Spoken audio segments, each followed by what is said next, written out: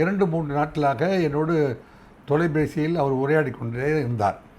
ஏன் அவருக்கு எனக்கு என்ன தொடர்பு அப்படின்னா, அவர் வந்து 1996 டைரக்ட்லி ரெப்ரூட்டட் சப் இன்ஸ்பெக்டராக எம்ஏ எக்கனாமிக்ஸ் முடிச்சிட்டார். அதில் நான் என்ன மேஜர் அப்படின்னு கேட்கும்போது, அவரும் வந்து எம்ஏ எக்கனாமிக்ஸ், நானும் எம்ஏ எக்கனாமிக்ஸ்.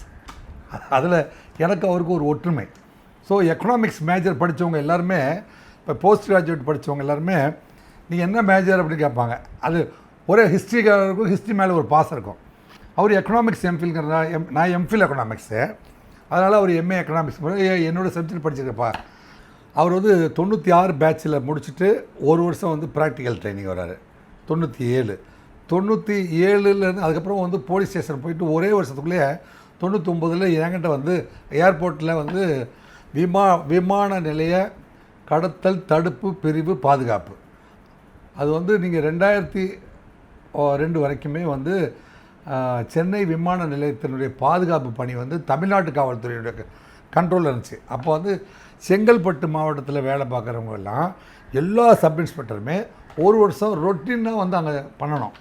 அப்போ வந்து திரு Sanjeev Kumar IPS, Surya Prakash IPS, Rajendran IPS, இந்த சந்தர்ப்பத்தில் இவங்க இந்த 3 IPS officer, mister Gandhiraj, mister Jaffer Sait, இவங்கெல்லாம் வந்து டிஐஜி, அதாவது விமான நிலைய பாதுகாப்பில் 725 constable, 130 sub inspectors, 6 inspectors, 2 AC, இவ்வளோ பேரையுமே வந்து அவ்வளோ பேருக்கு சம்பளம் போடுறது, அல்லது விமான நிலையத்துக்கு பாதுகாப்புக்கு வந்து விவிஐபி பாஸ் கொடுக்கறது, விவிஐபிலாம் வந்து டெல்லியிலேருந்து வர்றவங்க அத்தனை பேர்த்தையும் ரிசீவ் பண்ணுறது. நம்ம தமிழ்நாட்டிலேருந்து டாக்டர் கலைஞர் அவர்களை வந்து 10-15 முறை நான் வந்து விமான நிலையத்திலேருந்து பக்கத்துலேருந்து விமானத்தில், அது குட்டி விமானத்தில் ஏற்றி அனுப்பியிருக்கேன்.